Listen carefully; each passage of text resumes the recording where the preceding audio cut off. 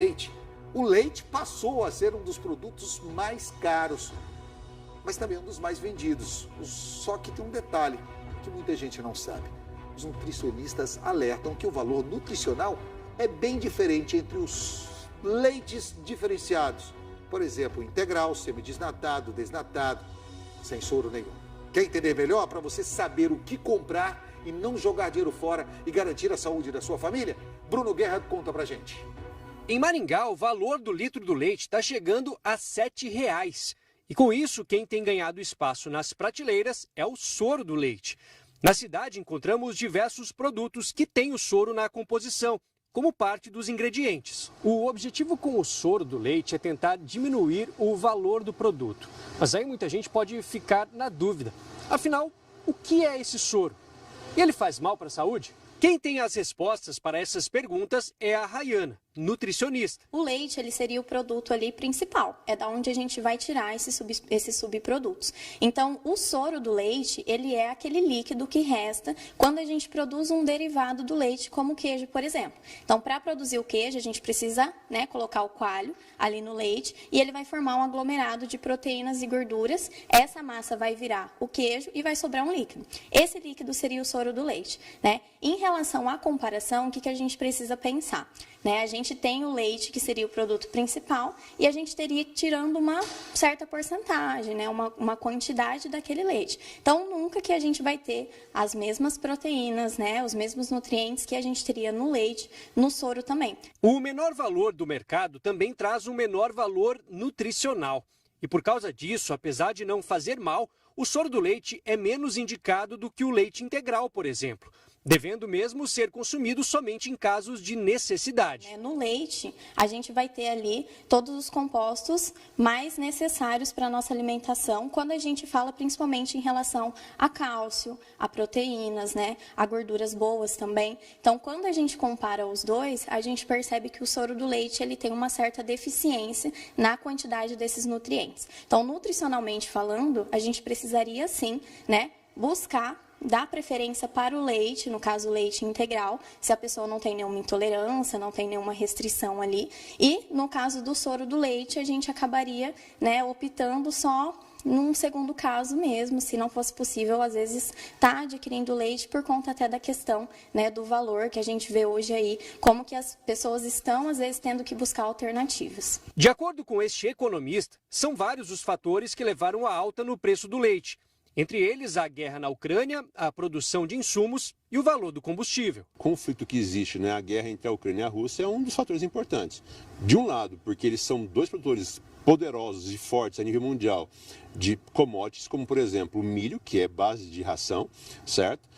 O trigo também, que é alimentação humana, e também o petróleo. E o Brasil, nós temos uma malha viária que é baseada, que sustenta a produção e distribuição. Então, se aumenta o petróleo, esse custo de distribuição e de logística também aumenta. Portanto, tudo isso impacta no bolso do consumidor. Segundo o economista, nesse momento de alta dos preços, a recomendação, financeiramente falando, é buscar outras alternativas, caso a pessoa não necessite realmente do produto. O ideal seria o consumidor, o nosso telespectador, observar o seguinte: quem é que precisa desse alimento e dedicar a melhor opção, que eventualmente pode não ser o soro, para quem precisa efetivamente desse alimento, certo? De maneira que quem não precisa, dá um tempo, vai consumir um outro produto, às vezes vai para um chazinho, toma um outro elemento para poder garantir que a sua dieta continue rica, porém menos sensível à inflação, porque não dá para cortar,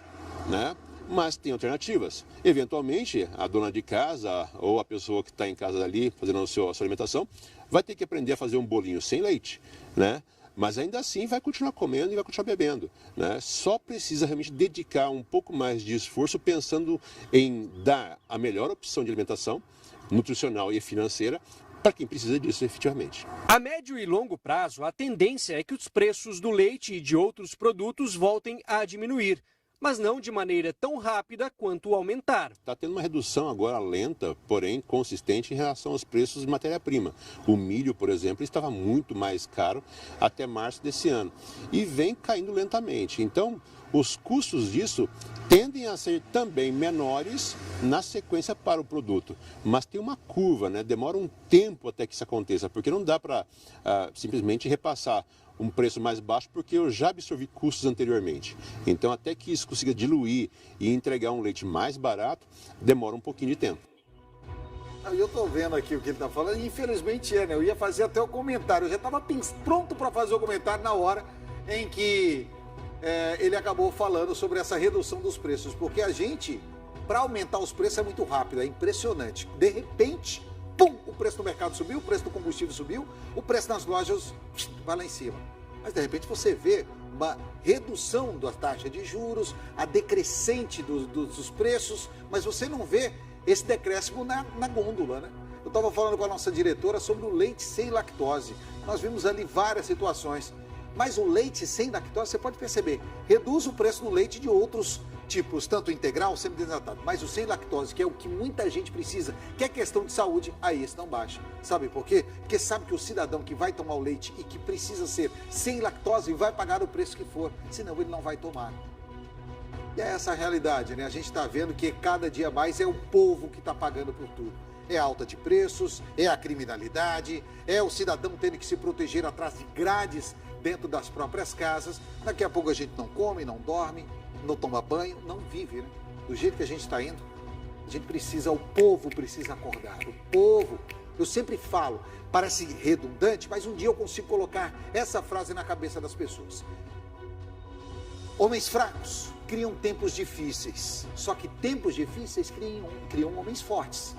E para criarmos tempos melhores com esses homens fortes, nós precisamos ter esses homens nos cargos importantes, seja no governo federal, no Supremo Tribunal Federal, em locais onde leis são formatadas. E assim a gente volta a ter uma sociedade forte.